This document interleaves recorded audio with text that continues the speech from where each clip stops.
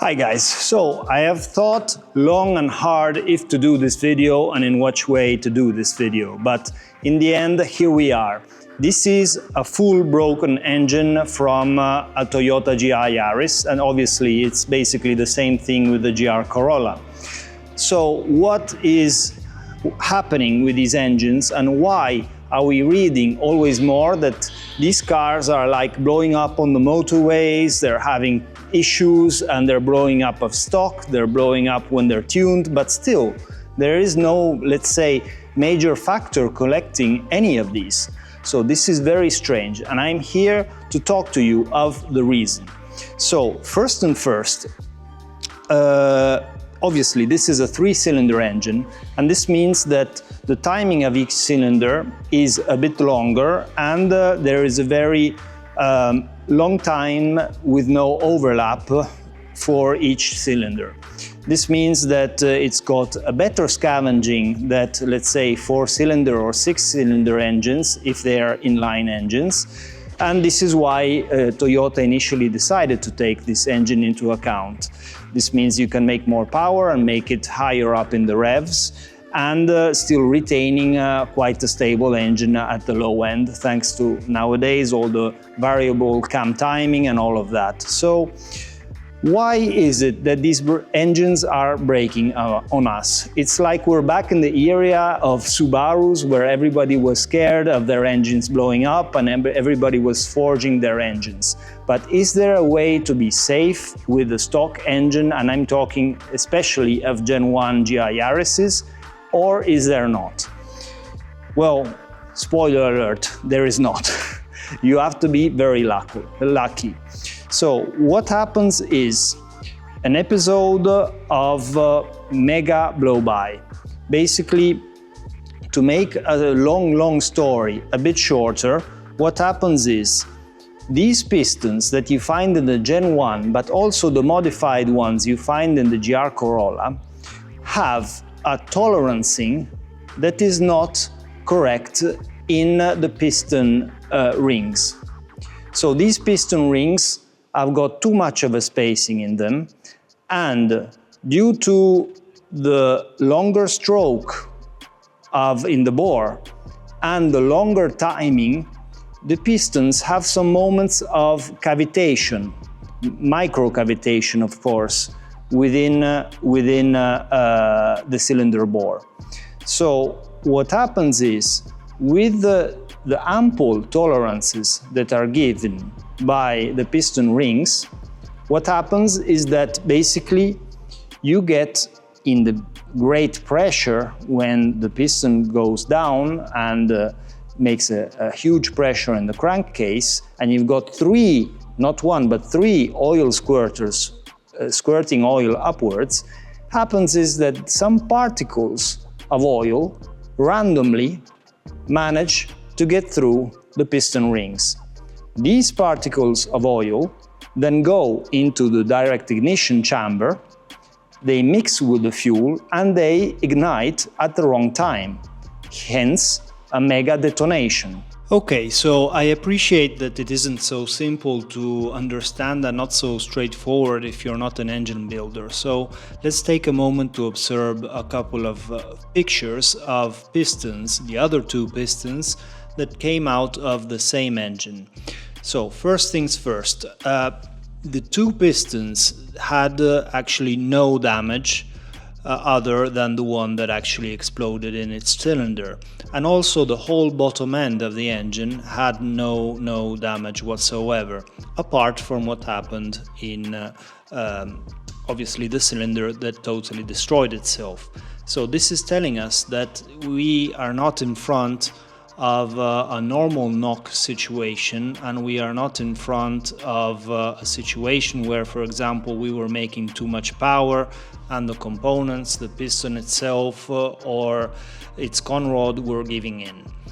But what I can show you now is that basically the piston crown, that is the first part above the piston, is as usual very black, and this is due to the fact that it's before its piston rings.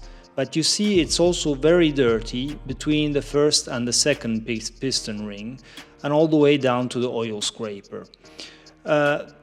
What do I want to show you with this? If you look now at the second picture, you can see that the piston rings are held in a hand now, and obviously they're not compressed all the way, but we have measured the ring gaps and they are absolutely something like twofold the distance they should be. I will not enter into specific numbers, but the gap is what is very harming at the moment. So what material was actually used and what quality of material? Because the correct piston gapping is made in order to admit some movement of the material itself as the piston ring heats up by scraping against the cylinder wall to be able to expand. But you have to gap it right, otherwise you're going to be either losing compression or letting oil or something else get by together with the pressure. So this is the main weak spot. It's how the piston is made on its contact wall and the piston ring gap. This is what breaks your engine. Of course, the more pressure and the thinner oil you use, the worse it gets. And also certain conditions of use of the engine, for example, spooling the turbo in 5th or 6th gear from, let's say, very low RPM outside of the compressor map optimistic point is going to put more strain on the engine, and especially on the small turbo that, when mapped, does hit quite hard.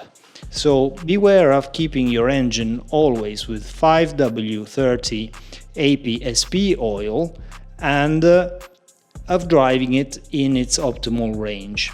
And obviously, when the car has to heat up or cool down, please stop driving it at the maximum and allow for some cooling down and allow it to heat up in the mornings. So let's get back to the feature video. I cannot say who I worked on this project and all the details around it, but as usual, I can tell you I am talking with accurate data here. I can also show you some posts that are put on by Japanese partners of Toyota, all the same, more than a year ago, and then removed because now Toyota is having warranty claims. The last one in USA, a guy that had the engine catching fire, and we'll get to how this happens in just a moment. And Toyota was refusing to refund his engine and the damage to his car because they were saying that he was speeding at 85 miles per hour on a motorway with a GR Corolla. I should be able to go to the track with my GR car and brake it and then have Toyota still help me out with it, because they're selling these cars to be tracked. It's not like we have all this performance for what? So, why do these engines catch fire? So it's clear that they suffer, first of all, they suffer the mega blow-by in any condition. So we've got a case now of more than 10 cars, we've got documented cases, and the fact is that these engines blow up as stock and as tuned in any condition. I mean, we've seen these engines fail when they're idle after going fast, but also and majorly in the most delicate moment for the piston. That is, when you're going flat out in a high gear, say 5th or 6th gear, for a long time, and then you take your foot off the gas completely and quickly. This is, for example, if you are on a long track when you get down the main straight and then you lift off for the main braking. If you put this together also with the oil scavenging issues, it's not so good. But anyways, what happens is mega detonation occurs, you can do nothing about it, and when it occurs, it destroys completely your engine, because obviously it destroys your head because the piston just detonates to pieces, and obviously your conrod will come out of the block. So this is why the fires happen. You see this huge hole here in the block? Yes, this is where the conrod was pushed out and it made a hole. So you can imagine at very high temperature, over 100 degrees Celsius, oil coming out of the block because these squirters are still squirting oil everywhere. And whatever it touches at that heat will just catch fire. So it's not like the engine or the car goes on fire for some magic way. It can catch fire if you are unlucky in this specific episode of a mega blow-by, and you are unlucky in the way that your conrod is pushed out of the block. That is something that we're seeing a lot. Now, I don't want to be put terror with you and be a terrorist about the engines of the GR Yaris. Firstly, Generation 1 is what we're talking about here, and it's only a very small amount of cars on the total numbers, okay? My car is a Gen 1, I'm running stock Pistons still, and I had no issues whatsoever. But there is not a specific condition that we can say is repeatable where this happens. It's just that simple. So, what can you do to prevent this? Basically, it's simple and expensive, unfortunately. You need to take the engine off the car and you need to forge it. So, when you have some new conrods and you have some new, somebody's drifting just near here, I'm sorry for that, and you have some new pistons that are forged with the correct tolerances in the piston rings, then we have not seen one engine fail yet out of more than 30 engines at this point. Not one at all. And there is one engine that already did something like 70,000 kilometers, not a problem, with over 450 horsepower.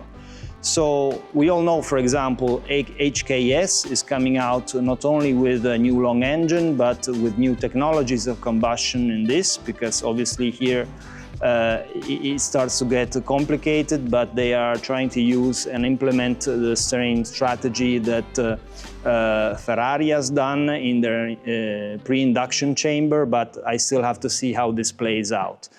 Otherwise, you can just go to a very good mechanic of your knowledge and ask them to change your pistons and conrods. And this is the safest thing you can do for yourself in this car. I'm still, for my own car, we just did the preparation with the cams, very mild, and I'm still understanding what to do if I will then grab one of these HKS motors in order to showcase them to you guys, or what I'm gonna do. But in this case, it's very important that you acknowledge that there is a problem. So to me, it did not happen because I am lucky, probably, also because I'm mechanically conscious. Because, you know, when you take a car of this power, you always have to heat it up properly, and you also have to cool it down, especially when you come out of a motorway or a track and you've been pushing. You've got to leave the car time to cool down before stopping the car itself. Right oils, I cannot stress this enough. 5W30 is the right oil viscosity on this engine, and high quality oils, frequent changes, because this will not prevent the blow-by, but for sure, if the oil is not too diluted, it will prevent oil going by, because also this is another factor. So I hope this was a bit of interest, and I'll put up some detailed images now so you can see, and we're gonna be very soon back in touch with the next developments. See you, man.